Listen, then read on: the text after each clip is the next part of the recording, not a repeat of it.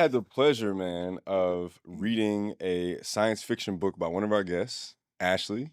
Ashley Christine. We have it somewhere, right? It's directly behind you. You Oh, want to grab it? oh I yeah. got you. I'll try not to fall. So yeah, we have this book, Iron Dreamers. This is from Ashley Christine. This is a guest from one of our episodes of Curiosity Theory. And she ended up sending me this book. Modern day Aristosthenes is her name on yeah. social. Modern day She's a Aristosthenes. yeah, modern day Aristosthenes. She's a science communicator. Makes lots of cool content around tech, science discoveries, that sort of thing. Yeah, and interviewed Bill Gates, got lots of really cool content. And, one of the things that she and I actually share is this ambition to be an author of science fiction, like speculate, use this accumulation of random science facts that we have and kind of project it out into the future and see what might be possible. And so Iron Dreamers was a really fascinating book because it helped me to get inspired of like, dang, I could really write something like this. Like you got to sit down and talk to Ashley, and she seemed like a pretty normal person, very bright person, but normal.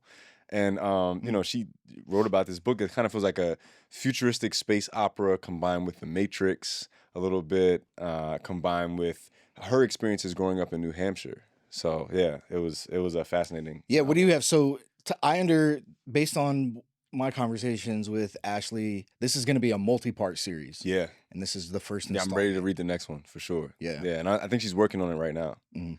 Yeah, so I mean, I don't want to give away too much of the plot, but I guess you could imagine that we live in a basically it's like the Matrix, right? Simulation theory. Like how easy would So we're like in the future. Mm-hmm. Yeah. Yeah, but It's we're like- not though. Like we are virtually in the present, right? But then physically our bodies are somewhere far out into the future.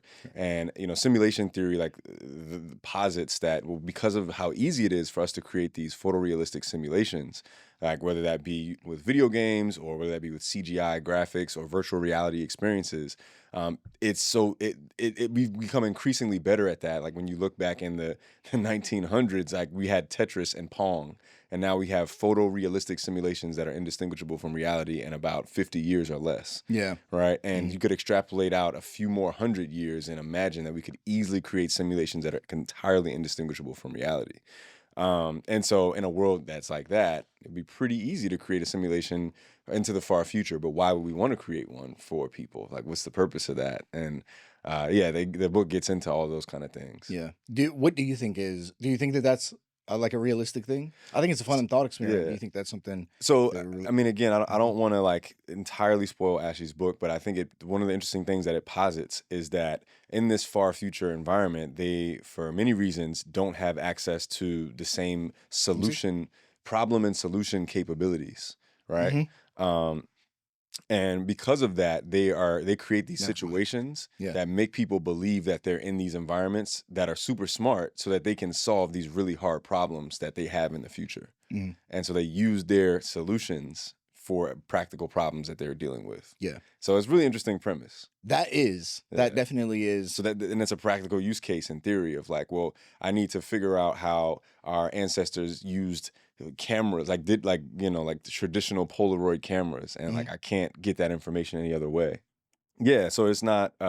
We use we could use their ancient knowledge for our benefit in the future. Yeah, that is really interesting. Like putting yourself in a situation that has to be solved, and if human history tells us anything, it will get solved somehow. Yeah.